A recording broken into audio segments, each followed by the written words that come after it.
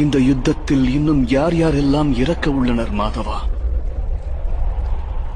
நீயும் இறக்க நேரலாம், நானும் மடிந்து வீழலாம்.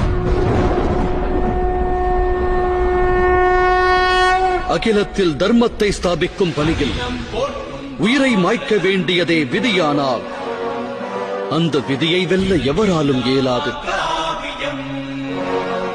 அதோடு வாழ வேண்டியவர் எவரோ அவர்கள் வீழ்ந்தோரை எண்ணி வேதனை தீயில் வாடத்தான் வேண்டும்.